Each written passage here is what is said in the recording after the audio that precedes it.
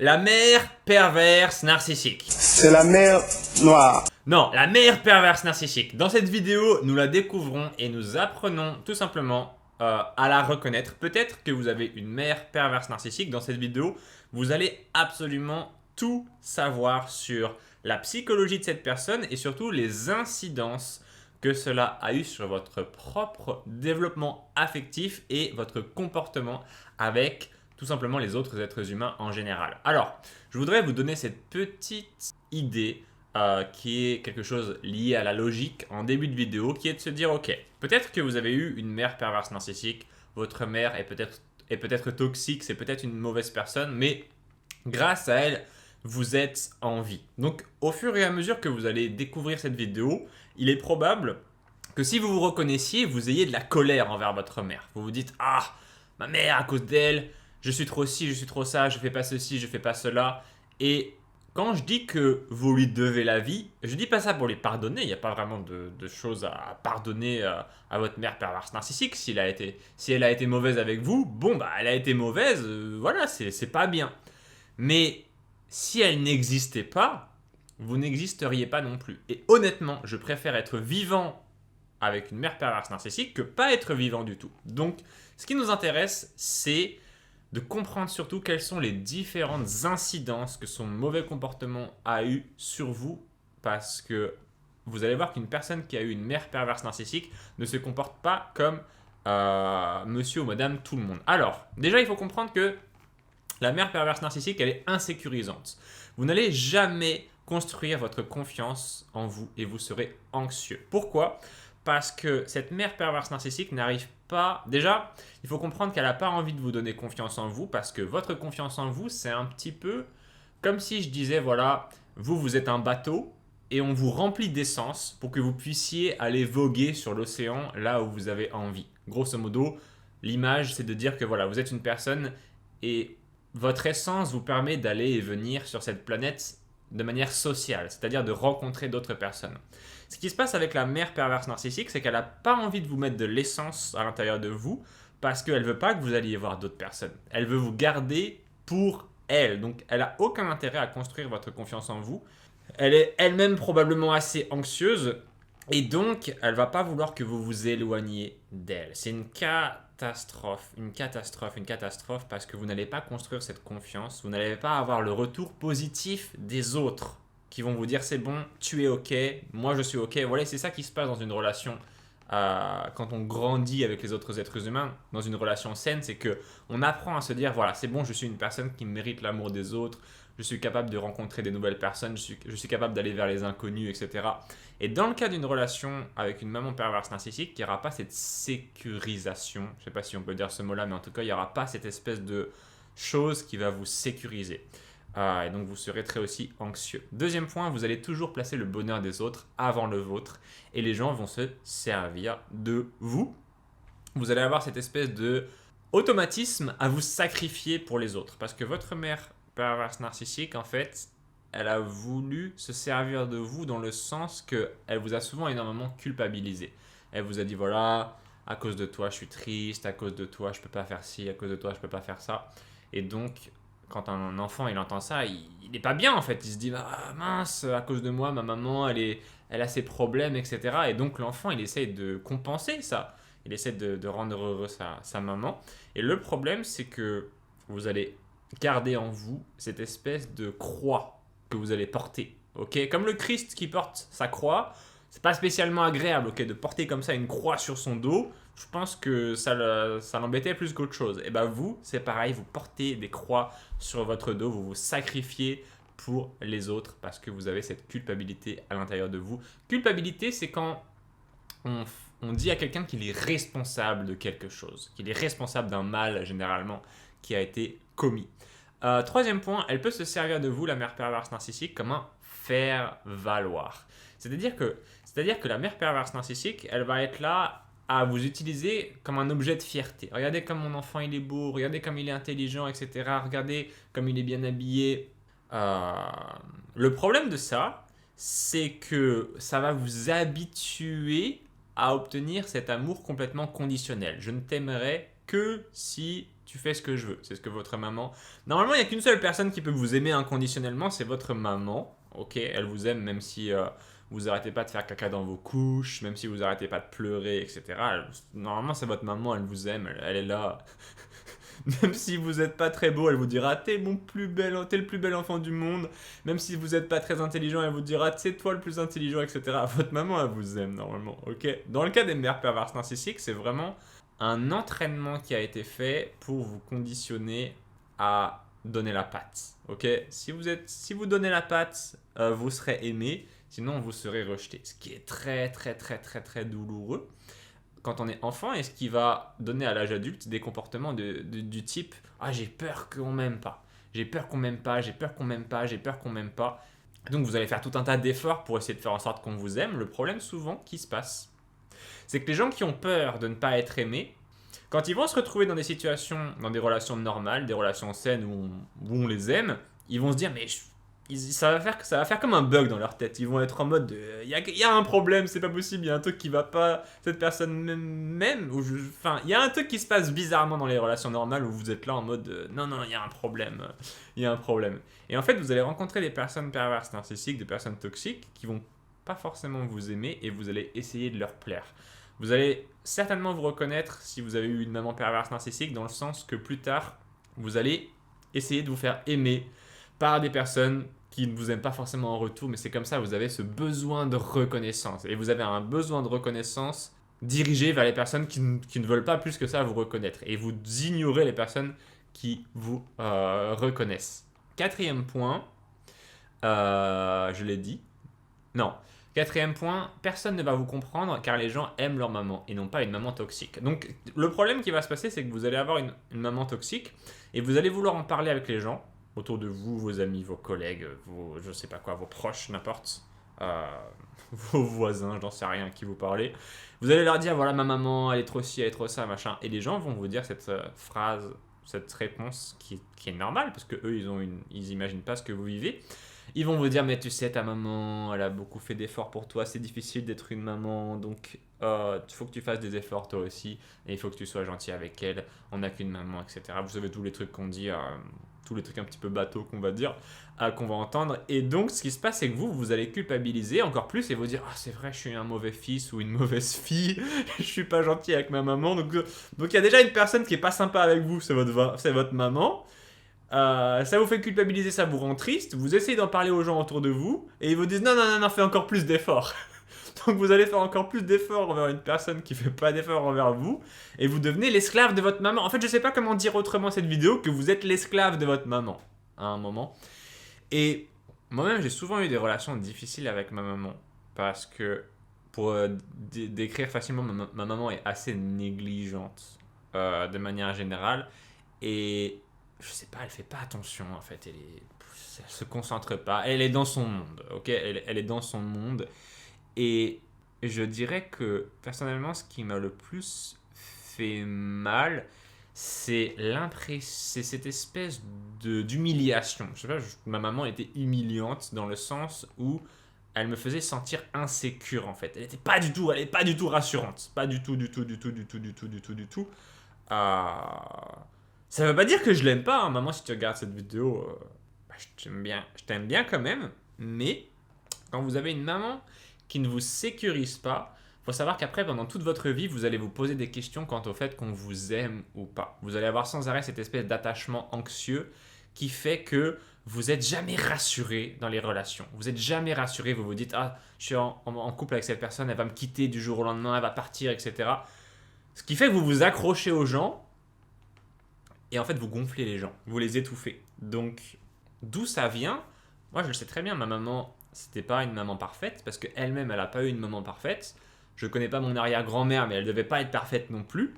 Quand je dis pas parfait, c'est un mot gentil pour dire pas très efficace, quoi. Mais c'est vrai qu'il y a ce truc magique, je sais pas si c'est magique, mais il y a ce truc particulier qui a que notre maman, on a tendance un peu à tout lui pardonner. Et parce que c'est notre maman, je pense que c'est comme ça, c'est inscrit dans notre biologie, dans notre génétique. Notre maman, on est hyper patient, hyper gentil avec elle.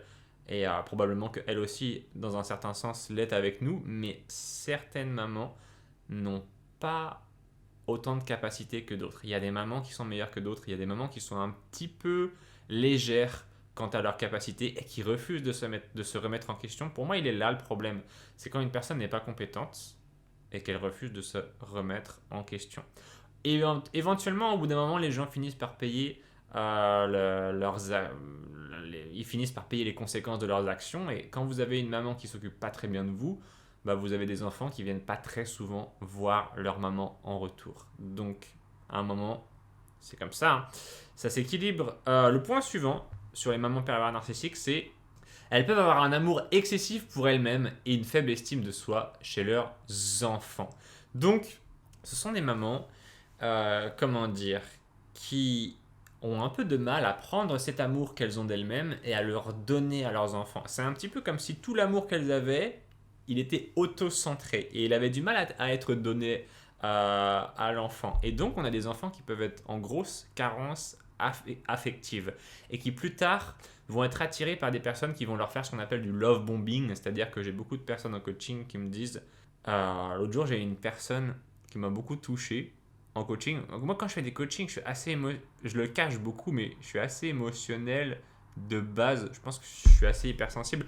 Ça m'arrive des fois de pleurer pendant les coachings, alors comme c'est au téléphone j'arrive à le cacher, évidemment je ne le dis pas aux gens, mais ça m'arrive assez régulièrement parce que j'entends des choses qui sont relativement tragiques et des fois je me dis voilà j'ai pas eu toutes les chances du monde dans ma vie et quand j'entends la vie des autres je me dis ok en fait il y a pire que moi.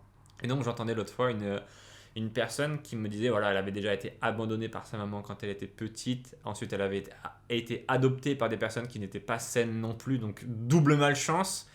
Et ce qui se passe c'est que quand vous êtes comme ça un peu mal aimé, vous allez avoir tendance à essayer de trouver des gens qui vont compenser ça et vous donner énormément d'amour. Et donc vous risquez, si vous avez une maman perverse narcissique, d'être attiré après vers d'autres pervers narcissiques. Dites-moi si vous aimez bien ce type de vidéo qui change un peu, où je parle d'autres trucs que le pervers narcissique en général, où je fais par exemple la maman pervers narcissique.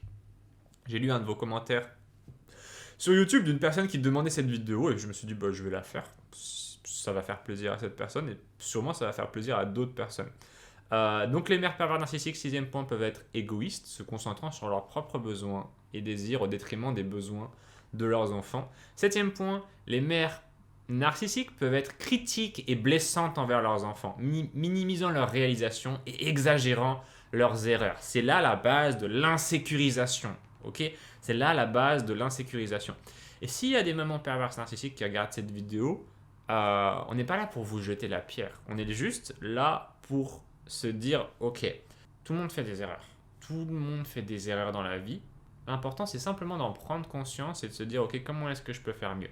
Quand vous êtes trop critique et trop exigeante envers votre enfant, vous ne le sécurisez pas. Ok ? Il faut à un moment que l'enfant il sente qu'il gagne, il sente qu'il réussisse à vos yeux, il sente qu'il soit valorisé en fait. C'est très important. Les gens ont besoin de se sentir valorisés. Quand les gens sont négligés, adultes ou enfants, ils sont démotivés en fait. Ils n'ont pas envie de faire plus d'efforts et ils rentrent dans un cercle vicieux où ils sont pas valorisés, donc ils font pas d'efforts, donc ils n'ont pas de résultats, donc ils sont pas non plus valorisés, ils n'ont pas confiance en eux derrière et ils se retrouvent dans des schémas où mentalement ils ont un discours interne, ils ont un discours mental totalement où ils s'auto-flagellent, ils sont là dans leur tête à se dire je suis nul, je suis nul, je suis nul, je suis nul, je suis nul, je suis nul, je suis nul. Et c'est catastrophique, on se dit qu'on est nul, donc on fait rien, on se dit qu'on est nul. C'est vraiment un cercle vicieux qu'il faut réussir à un moment à casser pour réussir à en sortir et à rentrer dans le succès. Parce que ce succès, il est important pour chacun des êtres humains. L'être humain a besoin d'accéder au succès. Pas forcément un succès interplanétaire. Il n'y a pas besoin de devenir le plus riche, le plus beau, le plus truc, le plus bidule. Il faut simplement avoir un succès en fonction de son potentiel. Si vous avez du potentiel et que vous n'arrivez pas à l'exploiter, vous serez frustré. Vous serez frustré. Point suivant. Il est où le point suivant ? Je l'ai perdu. Les mères narcissiques, elles sont blessantes, ok, je l'ai déjà lu. 8e point, elles peuvent contrôler les choix de vie de leurs enfants et les manipulant pour atteindre leurs propres objectifs. Du style, tiens, ne te marie jamais, ne va jamais avec un homme, comme ça tu pourras t'occuper de moi quand je serai vieille. Bah, ils vous le disent pas comme ça clairement, mais c'est sous-entendu, c'est un peu comme ça induit de manière subtile. Ou bien fais des enfants, comme ça j'aurai des petits-enfants. Ou bien, j'en sais rien, si c'est un garçon, deviens médecin, comme ça je pourrais dire à toutes mes copines que mon fils est médecin, etc. Alors que, si ça se trouve, vous n'avez pas du tout envie de devenir médecin, mais bon, elle s'en fout, c'est médecin ou rien. Et j'entends souvent, et c'est tragique parce que j'ai souvent cet exemple, on me dit, de personnes qui ont suivi des carrières brillantes dans des filiales dont ils n'ont rien à cirer. Ils sont intelligents, donc ils ont à, réussi à devenir avocat, médecin, etc. J'ai des clients comme ça. Et ils me disent, je déteste mon métier. J'ai fait ce truc parce que ma mère ou mon père le voulait, mais je déteste ça. C'est extrêmement... le mot n'est pas drôle, mais c'est quand même assez cocasse parce qu'il y a des gens qui rêveraient de devenir avocat, médecin, etc., mais qui n'en ont pas les facultés et qui sont frustrés parce qu'ils ne le sont pas. Et il y en a qui sont frustrés parce qu'ils le sont. Attention, on a tendance beaucoup à juger la situation des autres de ce qu'on voit à l'extérieur. Il y a des gens qui peuvent avoir une situation visiblement bien à l'extérieur, mais en fait, ils sont plus malheureux que vous. Les mères narcissiques peuvent être... Ouh, il est énorme celui-là. Les mères narcissiques peuvent être jalouses de l'attention que leurs enfants reçoivent des autres et peuvent faire des comparaisons négatives. La mère perverse narcissique, elle veut garder ses enfants pour elle. Ok, donc quand l'enfant reçoit de la valorisation de la part d'autres personnes, elle n'aime pas ça. Elle est extrêmement jalouse. 10e point, parce que c'est leur enfant. C'est elles qui l'ont fait. Ok, cet enfant leur appartient. 10e point, elles peuvent avoir des attentes irréalistes envers leurs enfants, les poussant à la perfection sans tenir compte de leurs limites. Ça donne ce qu'on appelle le syndrome de l'enfant. Je sais plus quel mot c'est, j'ai oublié le nom du syndrome, il y a tellement de syndromes, vous m'excuserez. Il y a un syndrome pour tout aujourd'hui. Mais en gros, c'est les enfants sages comme des images, l'enfant robot, je crois qu'on appelle ça. Donc c'est un enfant, pas vraiment un robot comme ça, ok, c'est pas vraiment c'est pas un vrai robot, mais c'est l'enfant extrêmement trop sage en fait, qui va, attention, garder une énorme énergie refoulée à l'intérieur de lui et qui va devoir la sortir à un moment. Quand on chasse le naturel, il revient au galop, donc c'est des enfants qui peuvent après péter un plomb. Ils ont été sages pendant toute leur enfance, toutes leurs études, etc. Et puis ensuite, ils ont fait tout ce qu'il fallait, tout ce qui était considéré comme le plus sage, et ensuite ils commencent à péter des plombs, prendre de la drogue, etc. Ensuite, on a les mères narcissiques peuvent être instables émotionnellement, passant rapidement de l'affection à la colère, à la frustration. Donc ça donne un style d'attachement et un style de parenting, je ne sais pas comment on dit en français, mais un style de maternage instable, donc non sécurisant. 12e point, elles peuvent éviter les émotions négatives en minimisant ou en niant les problèmes. Grosso modo, arrête de pleurer, t'as pas de raison de pleurer. Voilà, arrête d'être en colère, t'as pas de raison d'être en colère. Pareil, pourquoi t'es contente, arrête de sourire comme ça. C'est extrêmement diminuant parce que voilà, vos émotions sont niées. Vos émotions ne sont pas importantes aux yeux de cette mère narcissique. Et donc vous allez tout refouler comme ça à l'intérieur de vous et développer. Je me souviens d'une fille comme ça qui avait une maman narcissique et qui avait développé des problèmes de peau énormes dès que sa mère s'occupait d'elle en fait, parce que sa mère s'en occupait mal. Elle était négligente au niveau des soins. Quand elle la lavait, elle mettait l'eau trop chaude, elle la frottait comme ça. Je me souviens de cette fille qui m'avait raconté cette histoire, que sa mère la frottait avec des savons c'est vachement symbolique tout ça, hein. Quand on vous frotte avec le savon, c'est que vous représentez une sorte d'impureté aux yeux du parent, donc quelque chose de non désirable. Bref, il y a des parents qui ont des images extrêmement négatives, hein, de leurs enfants.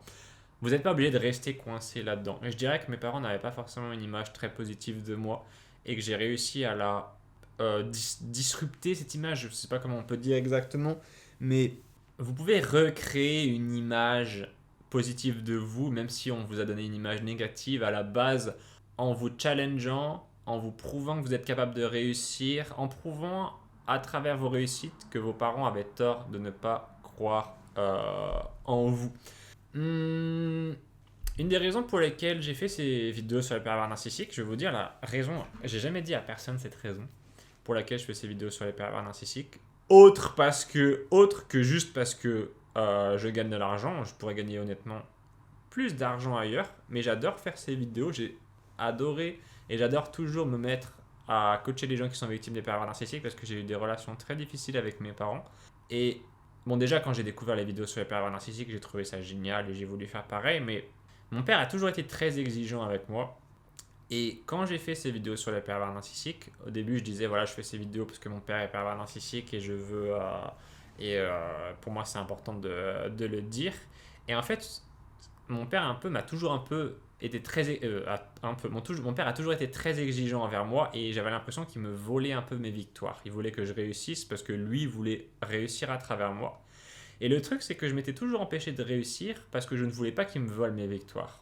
Le jour où j'ai décidé de faire ces vidéos sur les pervers narcissiques, je me suis dit, je vais réussir ça et il ne pourra pas voler cette victoire parce que il peut pas s'en emparer parce que c'est quelque part un peu dirigé contre lui. Ok, il peut pas s'emparer de cette victoire parce que cette victoire, elle l'explose. Aujourd'hui, j'ai des meilleures relations avec mon papa. Il faut savoir qu'il est beaucoup moins exigeant. Il est passé par une forte période de dépression à un moment de sa vie. Lui-même était très exigeant envers lui, hein. Mon père était très exigeant envers lui-même et ça l'a rendu, je pense, assez malheureux. Euh, Ce qui se passe, c'est que pourquoi je fais ces vidéos, pourquoi je fais tous ces coachings, parce qu'en fait, je peux pas m'en empêcher en fait. Il y a une émotion à l'intérieur de moi qui fait que j'y reviens tout le temps, que j'y pense tout le temps. Je suis tout le temps là à me dire comment est-ce que je peux aider les gens, quel bouquin je peux acheter, quelle formation je peux faire, quelle nouvelle vidéo je vais pouvoir leur créer, etc. Comment je peux les aider, comment je peux les aider, comment je peux les aider.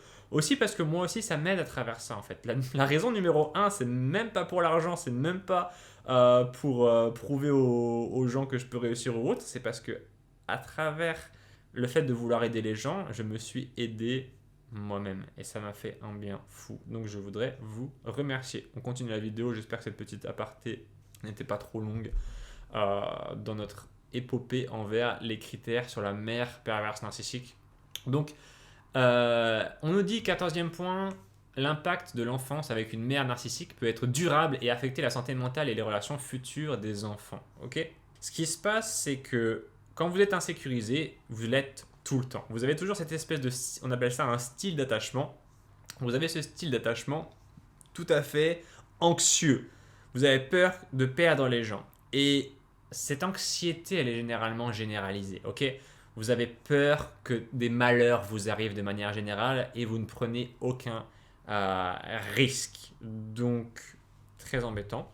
15e point, les enfants de mères narcissiques peuvent développer un manque de confiance en eux et une faible estime de soi. On l'a déjà dit, je suis désolé, c'est un point doublon. 16e point, ils peuvent éprouver de la culpabilité et de la honte pour des choses qui ne sont pas de leur faute. Parce qu'on les a comme ça vraiment... On leur a détruit leur image d'eux-mêmes. On a insécurisé leur image d'eux-mêmes. L'être humain, il a une image inconsciente de lui-même, tout comme il a une image inconsciente des autres. C'est une espèce de représentation psychique des gens et de soi. Et quand vous avez une mère narcissique, cette représentation psychique de vous-même, elle est un peu malsaine, on va dire. C'est le mot.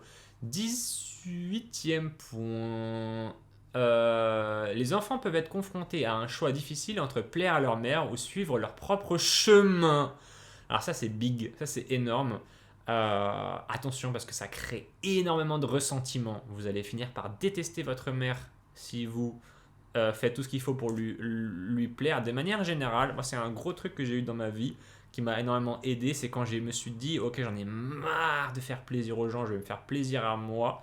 Ça m'a vraiment libéré d'une sorte de colère et de ressentiment que j'avais envers les gens parce que j'avais tendance à beaucoup vouloir plaire aux autres et beaucoup me sacrifier. Et en fait, ça crée une rancœur tenace à l'intérieur envers l'humanité tout entière. Et c'est très dangereux parce qu'on a besoin des autres pour survivre et s'épanouir. On a besoin des autres êtres humains. On ne peut pas vivre tout seul dans son coin. J'ai déjà essayé, ça ne marche pas. 18e point, on a déjà dit. 19e point, les enfants peuvent développer des comportements codépendants ou se sentir responsables des émotions de leur mère. Vous pouvez vraiment vous sentir responsable des émotions des autres. Alors j'en ai déjà un petit peu parlé dans une autre vidéo. Il y a un livre que je vous conseille qui s'appelle Au diable la culpabilité. Je ne sais plus l'auteur, comment il s'appelle, mais ce livre en fait il explique que vous pouvez prendre la responsabilité. Une fois que vous prenez la responsabilité de vos émotions et que vous arrêtez de prendre la responsabilité des émotions des autres, vous vous libérez énormément et notamment de la culpabilité. Ok ? 20e point, les enfants peuvent éprouver des difficultés à gérer les émotions et à faire face à des situations stressantes en raison de l'absence de soutien émotionnel de leur mère. Votre maman ne vous a pas aidé à apprendre à réguler vos émotions, donc vous ne savez pas comment faire. Et c'est un gros challenge que vous allez devoir résoudre une fois adulte. Et donc vous aurez un petit peu l'air d'un idiot parce que vous allez vous retrouver à apprendre des trucs d'enfant. Ça m'est arrivé, j'avais énormément de mal à comprendre les émotions. Je suis toujours loin d'être un expert, mais je progresse doucement. Je me retrouve sincèrement à acheter des livres pour enfants qui parlent des émotions. J'achète des livres où c'est même pas du texte, c'est des images. C'est des images qui expliquent avec des... vous savez, les petites têtes contentes et les petites têtes pas contentes. J'ai un livre là-bas, j'ai payé une fortune en plus ce bouquin, 40 ou 50 euros. Et c'est un livre qui explique comment comprendre les émotions des autres avec une tête contente quand il faut faire les bonnes choses et une tête pas contente quand il faut faire les mauvaises choses. Alors j'ai 28 ans, donc je me sens un peu idiot quand je lis ce type de bouquin, mais c'est comme ça. Tout ce que vous n'avez pas appris dans votre enfance, ne faites pas forcément l'impasse dessus et dites-vous que vous pouvez l'apprendre une fois que vous êtes adulte. 21e point, je fais une autre aparté. J'ai mis mon numéro de téléphone dans un coin de l'écran. C'est mon vrai numéro. Vous pouvez m'appeler. Vous êtes tous les jours très nombreux à m'appeler. Merci pour votre confiance. C'est un numéro gratuit. Vous pouvez m'appeler et puis je vous aiguillerai au mieux pour résoudre vos problèmes par rapport au pervers narcissique. Voilà. 20e point, je l'ai dit. 21e point, les enfants peuvent développer une peur de l'abandon et une dépendance émotionnelle envers leur mère. La peur de l'abandon, elle est généralement très présente chez ces enfants-là. Et pour moi, tant que vous ne vous rencontrez pas vous-même, vous aurez cette peur de l'abandon. Parce qu'il n'y a qu'une personne qui vous abandonnera jamais, en tout cas dont vous pouvez être sûr qu'elle vous abandonnera jamais si vous faites les choses bien, c'est vous. 22e point, les enfants peuvent avoir des difficultés à se faire des amis et à développer des relations saines en raison de leur manque de confiance en eux et de leur besoin de reconnaissance. 23e point, les enfants peuvent se sentir isolés et seuls en raison du manque de soutien et de compréhension de leur mère. 24e point, les enfants peuvent développer des troubles alimentaires, des troubles anxieux et dépressifs en raison des attentes irréalistes et des comportements critiques de leur mère. Retenez bien ces attentes irréalistes, des attentes trop élevées envers vous qui vont faire que votre mère sera sans arrêt déçue de vous. Ce n'est pas votre faute, c'est cette personne qui a des attentes. Il y a des gens comme ça qui ont des attentes trop élevées, qui sont sans arrêt déçus des autres. Et ben c'est comme ça, à un moment, quand on est adulte, on accepte de décevoir les autres. Et ainsi, on se libère de ce besoin absolu de reconnaissance. Les enfants, 25e point, peuvent être confrontés à des cycles de comportements abusifs ou à des relations dysfonctionnelles en raison des modèles appris de leur mère. 26e, les enfants peuvent avoir des difficultés à développer un sentiment d'identité saine et une image de soi positive en raison de la négation de leur mère, de leurs sentiments et de leurs expériences. Les enfants peuvent avoir des difficultés à se défendre et à faire valoir leurs besoins en raison de la peur de déplaire à leur mère. Les enfants peuvent avoir des difficultés à trouver un équilibre entre les exigences de leur mère et leurs propres besoins et désirs. C'est un petit peu comme si votre mère était rentrée dans votre tête et qu'elle vous contrôlait de l'intérieur. Les enfants peuvent avoir des difficultés à trouver, je l'ai déjà dit, les enfants peuvent se sentir confus et coupables en raison de la manipulation de leur mère pour obtenir ce qu'elle veut. Lavage de cerveau. 30e point, les enfants peuvent avoir des difficultés à faire confiance aux autres et à développer des relations saines en raison de l'expérience d'être trahis par leur propre mère. Si vous n'avez pas confiance en votre mère, comment pouvez-vous faire confiance en les autres êtres humains?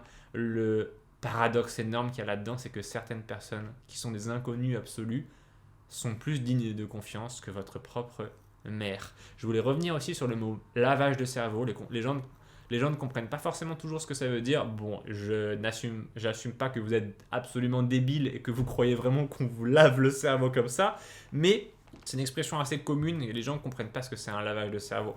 Un lavage de cerveau, c'est aussi simple que de répéter encore et toujours une bêtise jusqu'à ce que quelqu'un croit qu'elle est vraie. Ça peut aussi être le gaslighting, c'est-à-dire Quand vous ressentez quelque chose, on vous dit, ce que tu ressens, c'est illégitime. Voici comment tu devrais te sentir à la place. Le lavage de cerveau, moi j'appelle ça plutôt le reconditionnement. Ok? Le reconditionnement. Tu voyais les choses de telle manière, et bien en fait, les choses sont de telle manière. Les choses sont comme ça. Les choses sont comme ça. Les choses sont comme ça. Et une récompense. Tu vois les choses comme je le veux, tu es récompensé. Tu ne vois pas les choses comme je le veux, tu es puni. Et donc, évidemment, votre esprit va graduellement chercher à graviter autour du plaisir plutôt que de la douleur. Et il va ingérer le mode de pensée de la personne qui veut vous laver le cerveau. Si vous voulez aller plus loin, vous pouvez prendre un coaching avec moi. Merci pour les gens qui me font confiance, qui prennent mes coachings. Vous pouvez prendre un programme sur ma boutique. Il y en a plein, lequel je vous conseille aujourd'hui. C'est quoi le titre de la vidéo? La mère perverse narcissique.